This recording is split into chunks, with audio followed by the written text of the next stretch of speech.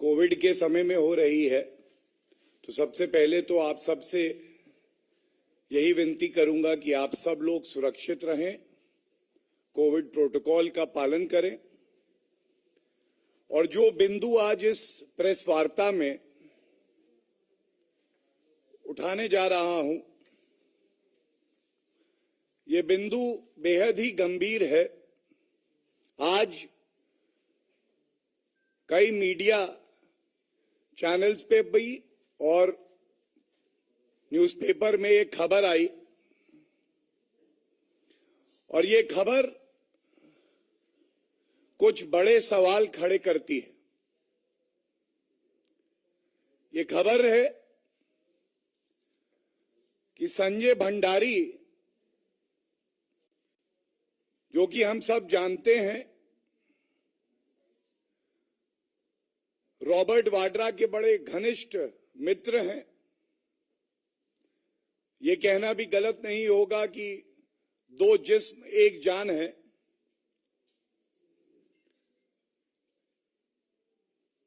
ये लंदन में एक मुकदमा दायर करते हैं, और ये जो मुकदमा है इसमें इन्होंने खुद शपथ पत्र दे के स्वीकारा है कि 2011 में इनका और एक थेल्स कंपनी है जो लड़ाकू विमान होते हैं उसके अपग्रेड के लिए, आधुनिकीकरण करने के लिए वो कार्य करती है। और बड़ी विचित्र बात है कि ये मुकदमा दायर होता है तो ये वहां कहते हैं कि जो करार संजय भंडारी और थेल्स कंपनी में हुआ है उसमें करीब करीब 170 करोड़ रुपए की रिश्वत संजय भंडारी को मिली थी, और जो तथ्य सामने आए हैं उसमें 75 करोड़ इन्हें मिल गए हैं यूपीए सरकार के समय में, और करीब 90 से 95 करोड़ वो रिश्वत इन्हें नहीं मिली है।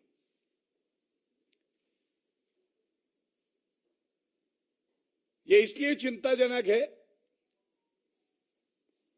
क्योंकि एक वाक्य में ये जो खबर आई है उससे पढ़ देता हूं,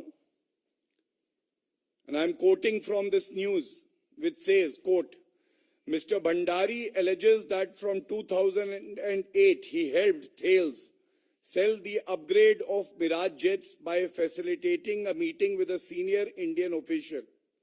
The contract was signed in 2011.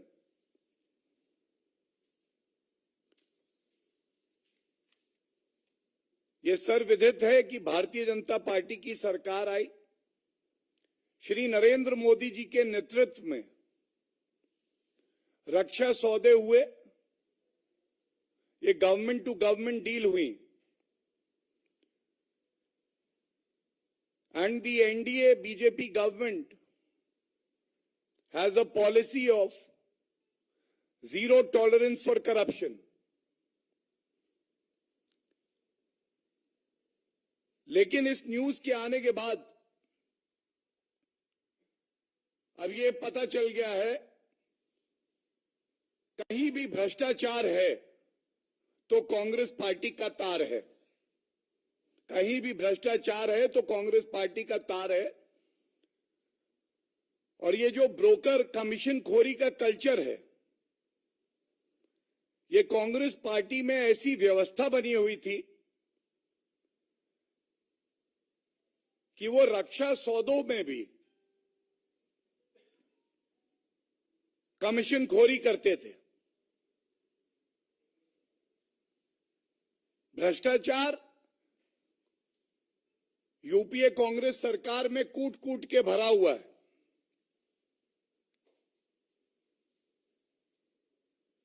और फर्क ये आया है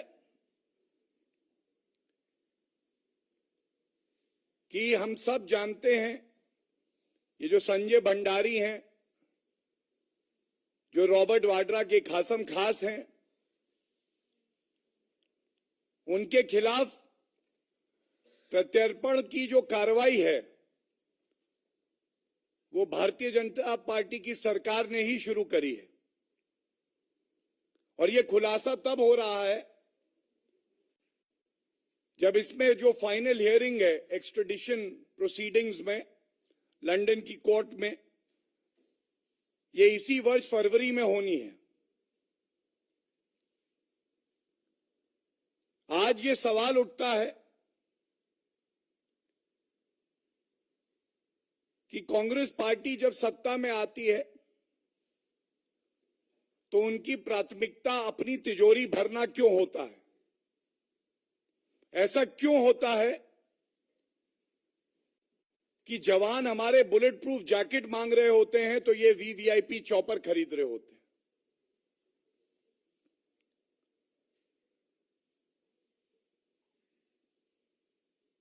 ये भी दुखद है कि ये जो 75 करोड़ रुपए घूस दी गई संजय भंडारी को,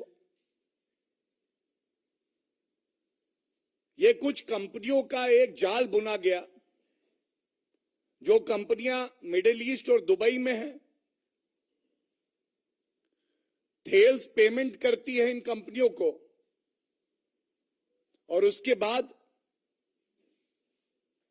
संजय भंडारी के कहने पे एक और शेल कंपनी को एक बड़ी किस्त इस रिश्वत की दी जाती है।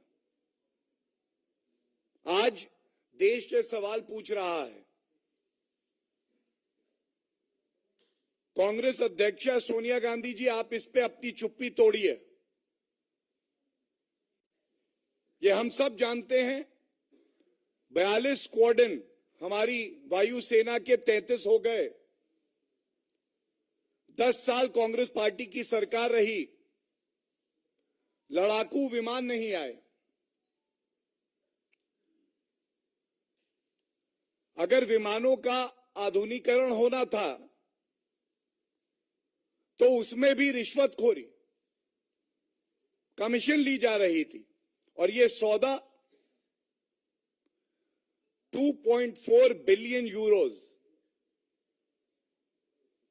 लगभग 18 से 20 हजार करोड़ रुपए का था। 2011 में ये जो करार हुआ, ये करार इसलिए संभव था कि जो देश की जड़ों में दीमक का काम करते हैं, देश को खोखला करने का काम करते हैं, उनके रिश्ते गांधी परिवार से होते हैं।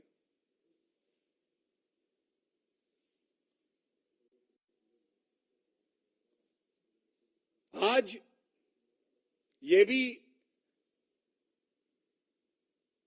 पूछना जरूरी है कि प्रियंका वाड्रा गांधी जी चुनाव प्रचार कर रही हैं,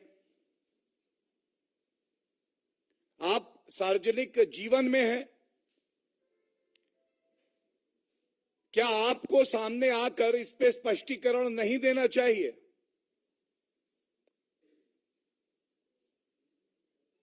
चाहे जमीन के घोटाले हों, राजस्थान में, हरियाणा में जब कांग्रेस की सरकार रही तब भी रॉबर्ट वाड्रा और संजय भंडारी का नाम आया। और पुनः इस बार हमारे देश की सेना को कमजोर करने का काम किसी ने किया तो वो गांधी परिवार ने किया।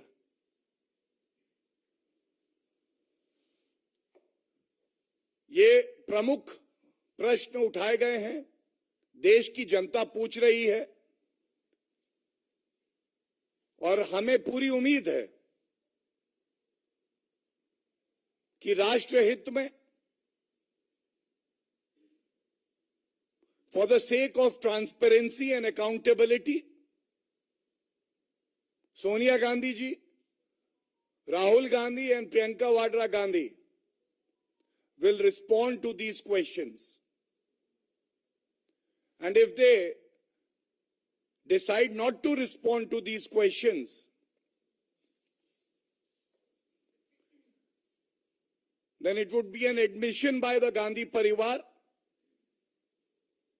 that not only did they provide political patronage to Sanjay Bhandari, but rather they were facilitating meetings between the company that was providing modernization and senior officials in the government during the Congress era.